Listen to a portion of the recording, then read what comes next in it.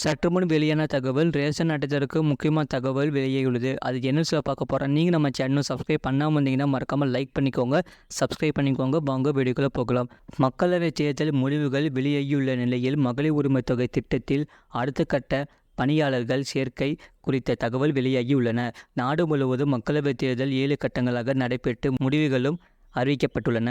2 மாத காலத்திற்கும் மேலாக தேர்தல் நடத்தை விதிகள் அமலில் இருப்பதால் பல்வேறு பணிகள் தடைப்பட்டிருந்தன. விரைவில் தேர்தல் நடத்தை விதிகள் விலக்கி கொள்ளப்பட்ட உள்ள நிலையில் மகளிர் உரிமைத் தொகை திட்டம் தொடர்பான அறிவிப்புகள் வெளியாகியுள்ளன. மக்களின் உழைப்பிற்கு அங்கீகாரம் அளிக்கும் அவர்களது சுயமரியாதையை காக்கவும் தமிழக அரசு கலைஞர் மகளிர் உரிமைத் தொகை திட்டத்தை செயல்படுத்தி நடத்தி வருகிறது.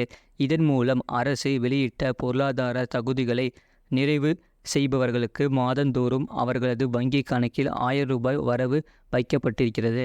2023 செப்டம்பர் 15ஆம் தேதி பேரறிஞர் அண்ணா பிறந்த நாளை முன்னிட்டு தொடங்கப்பட்ட திட்டம் அப்போது 1,06,52,000 பேரை பயனாளர்களாக இருந்தது.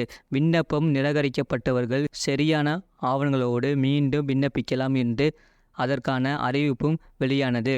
மேல்முறையீடு மனுக்கள் பெறப்பட்டு அந்தந்த கோட்டாட்சியர்கள் மூலம் மனுக்கள் ஆய்வு செய்யப்பட்டு மேலும் பல பணியாளர்கள் பட்டியலில் இணைக்கப்பட்டன.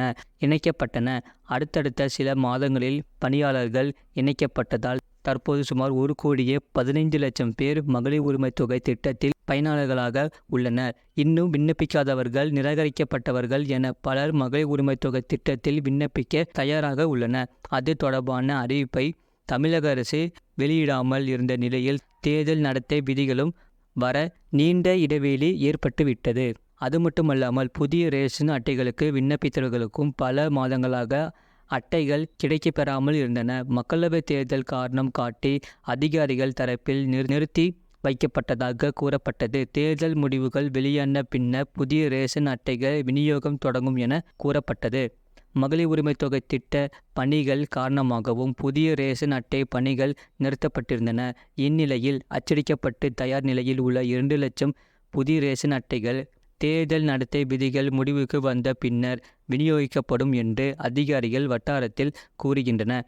அதைத் தொடர்ந்து மகளிர் உரிமை தொகை திட்டத்தில் புதிதாக இணைப்பவர்களுக்கான விண்ணப்பங்கள் வழங்கப்படும் என்கிறார்கள். அடுத்த ஒரு சில தினங்களில் விண்ணப்பங்கள் தொடர்பான அறிவிப்புகள் வெளியாகும் நிலையில் ஆவணங்களை சமர்ப்பித்து திட்டத்திற்கு விண்ணப்பிக்க வேண்டும். அதன் பின்னர் விண்ணப்பங்கள் சரிபார்க்கப்பட்டு திட்டத்தில் இணைக்கப்படுவார்கள். எனவே எப்படியும் ஜூலை மாதம் மகளிர் உரிமை தொகைக்கான பணம் புதிதாக இணைய உள்ளவர்களுக்கும் வழங்கப்பட வாய்ப்புகள் அதிகம் உள்ளதாக கூறுகின்றனர். இது போன்ற செய்திகளை உடனுக்குடன் அறிந்து கொள்ள மறக்காமல் சேனலை சப்ஸ்கிரைப் செய்யுங்கள், மற்றவர்களுக்கு தெரியப்படுத்த ஷேர் செய்யுங்கள்.